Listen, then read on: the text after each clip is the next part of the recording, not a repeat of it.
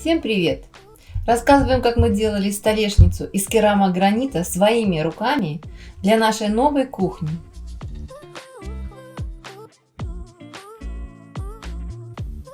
Для основания мы взяли мебельный щит.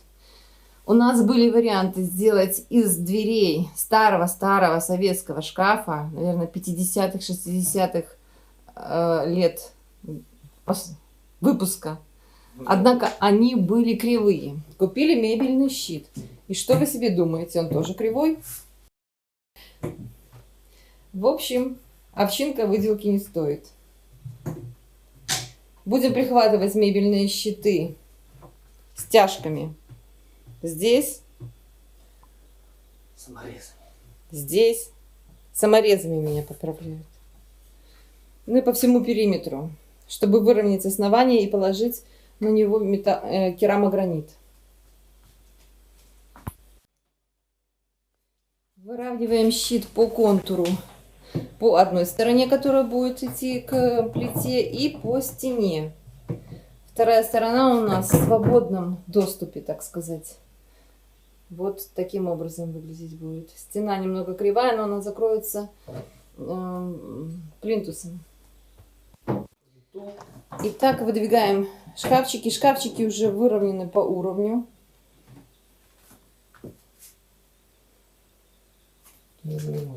Керамогранит у нас размерами 60 на 120. Сразу закроет полностью поверхностью, без швов. Вот такая вот красота. О, очень красиво, подходит очень все красиво.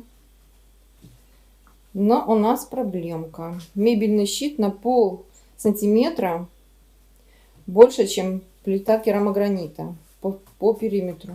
Ну, потому что придется обрезать мебельный щит пол-сантиметра.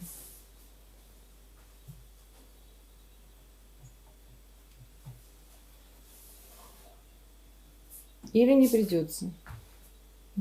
А может быть и не придется. А нет, придется. А может быть и не придется. Зачем бордюр? Там будет бордюр. Нет, мы ничего не будем делать.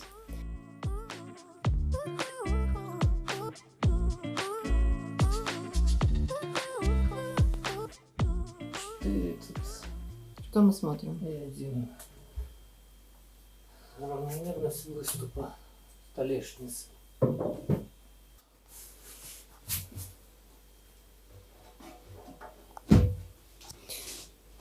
Все-таки мы приняли решение обрезать щит, так как он имеет неровные размеры. Вот здесь будем обрезать по краю, ровно под плиту керамогранита. И вот здесь по краю тоже обрежем. Итак, мы вымерили рабочую поверхность, подогнали ее, насколько возможно, близко к стенам. Здесь у нас идет кривая стена, поэтому будет зазор, она останется. Вот, зато здесь ровно. Подвинули ровненько плиту. Подвинули остальной шкафчик. Здесь тоже останется зазор 4 миллиметра. И сейчас будем отрезать еще мебельный щит по размеру 64 миллиметра. И выравнивать его и выкладывать плитку. Основание готово. Вырезаем плитку.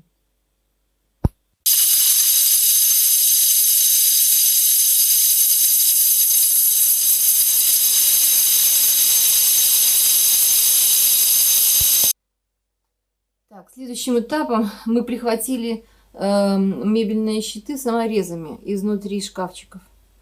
Во-первых, они выравнивают мебельный щит, во-вторых, держат рабочую поверхность. По периметру шкафчиков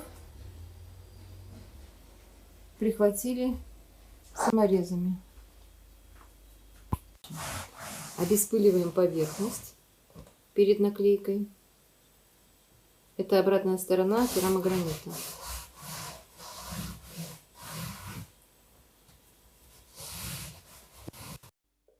Вот мы подошли уже практически к финальному завершению нашего проекта. Наносим клей. Как называется клей, скажи? Силикон, церезит CS15. Силикон церезит CS15. А, наверное, надо гуще, как ты думаешь? Чаще делать эти полоски, нет? Ты его не оторвешь потом все равно. Серьезно? Ну, хорошо.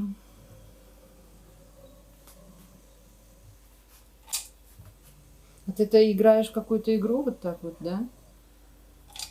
Противоторпедный маневр называется. На флоте. Что это такое? А, это ты от торпеды убегаешь? Ну, понятно.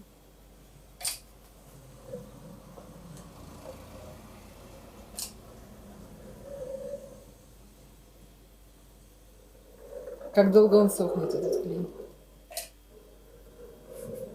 А? 24. А по периметру не надо? Тык-тык-тык.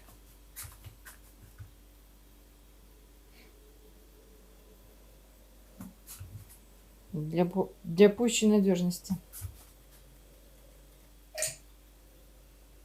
И торжественный момент. Тыш, ты дышь, тыш, тыш, ты дышь. Под звуки фанфар.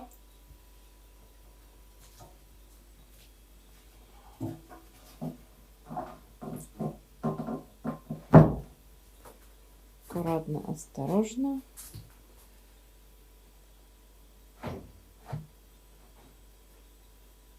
Так, помощь нужна?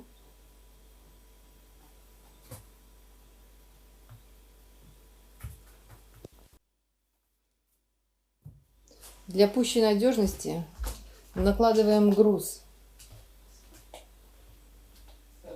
Столетними кирпичами накладываем. Розенберг. Надеюсь, они нам сослужат службу.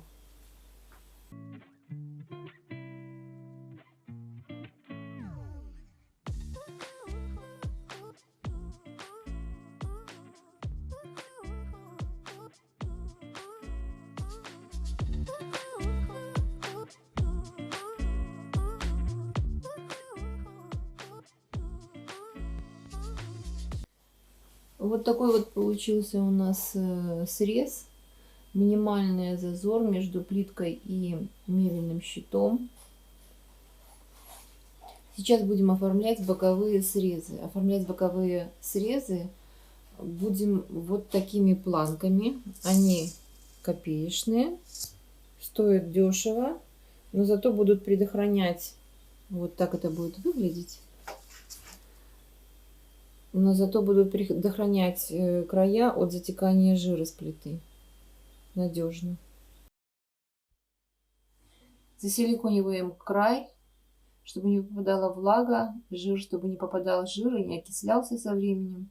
Будем засиликонивать край рабочей поверхности и ставить планки на силикон тоже. Чтобы под планку не попадал жир и со временем не окислялся, ставим ее на силикон.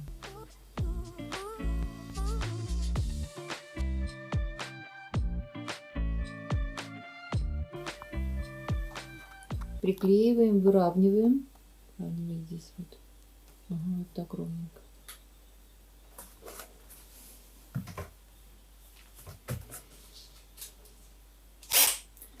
И присверливаем саморезами.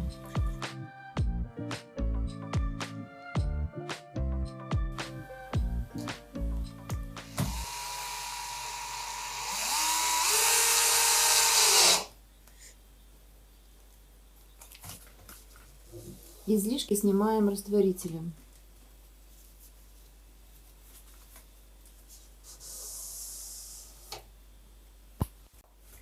И вот такой получается у нас уже готовый результат. Вот мы долго думали, чем закрыть фасад столешницы. Долго искали и наконец придумали. Купили такую в строительном магазине прокатную полоску, да? Что это? Прокатная полоса Алюминиевая полоса. Алюминиевая полоса. Прокатная алюминиевая полоса. Шириной 3 сантиметра. Будем садить ее на силикон. Приклеили кромку на силиконовый клей герметик и временно зафиксировали уголками, чтобы не съехало при присыхании. Прошли почти сутки, и вот лента как приклеилась хорошо. Ее уже не снять, она не сдвигается, хорошо держится.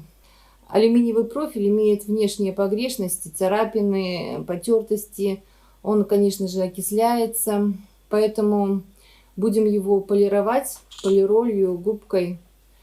А потом в процессе эксплуатации посмотрим. Если будет окисляться, значит покроем его каким-то бесцветным матовым лаком.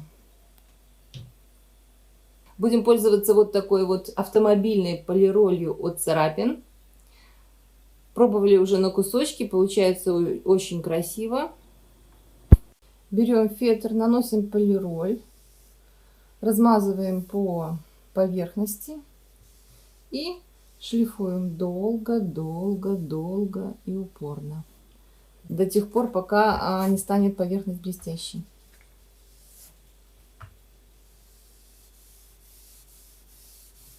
Конечно же, можно было это сделать при помощи шлифмашинки, но мы не захотели, потому что будет лететь пыль, грязь, не хочется грязи. Поэтому будем вручную делать. Ну, я буду комментировать, а Олег будет делать. И вот результат после полировки. Выглядит, конечно, лучше. Ну, естественно, это не фабричный вариант, но, по-моему, смотрится отлично. Совершенствует предел. Просто супер. Если будет окисляться, естественно, мы покроем его лаком каким-то. Посмотрим, почитаем, найдем. Ну, вот так вот выглядит столешница в конечном варианте. По-моему, все идеально. Осталось только присверлить и приделать плинтуса. Плинтуса у нас белые матовые. Но, если честно, то без плинтуса столешница и стена смотрится красивее. Я уже примеряла. Но все равно будем ставить плинтуса, потому что так неудобно. Щели нужно закрыть. По-моему, все прекрасно гармонирует по цвету. Идеально для домашней кухни, сделанной своими руками. Это просто идеальный вариант. Смотрится замечательно. Вот так. Между столешницей и кромкой практически нет никакого зазора. Его здесь нет. Но мы его еще... Тот минимальный зазор, несколько даже доли миллиметров, тоже мы засиликонили. Поэтому сюда ничего попадать не будет. Гнить здесь и разлагаться тоже не будет.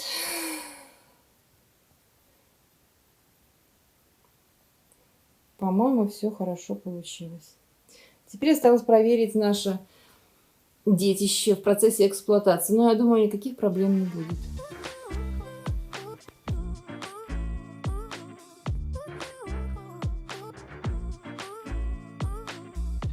Вот мы на завершающем этапе. Осталось смонтировать плиту, и кухня будет готова.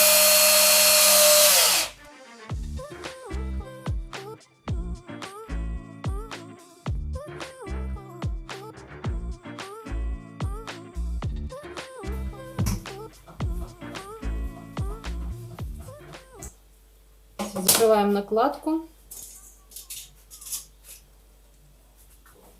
Монтируем сначала заглушки на края.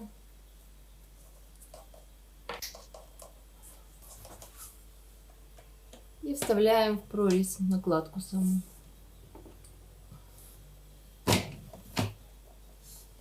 Все, она легко прищелкивается, если, конечно, стена ровная.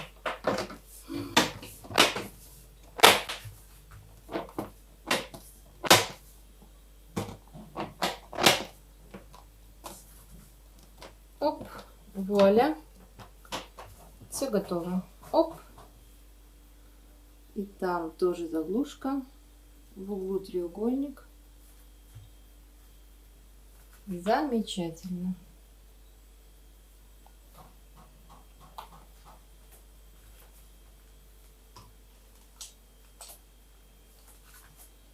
И вот окончательный вариант уже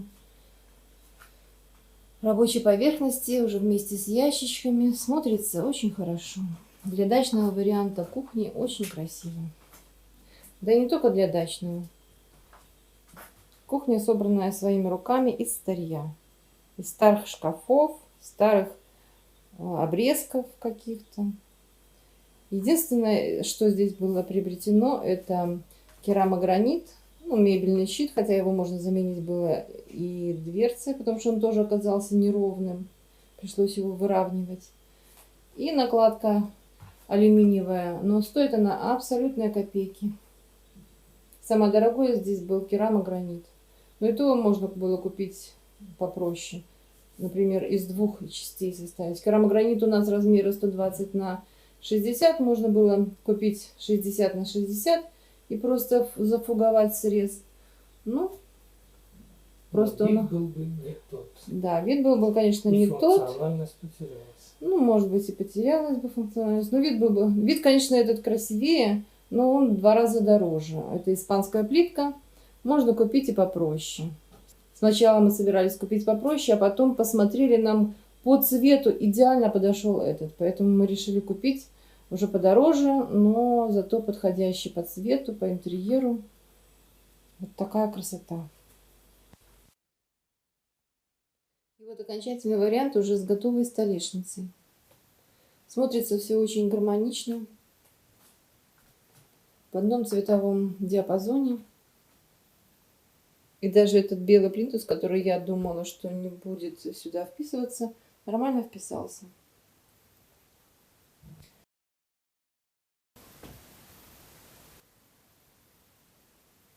И даже темная коричневая плита, по-моему, здесь очень хорошо гармонирует с голубым цветом.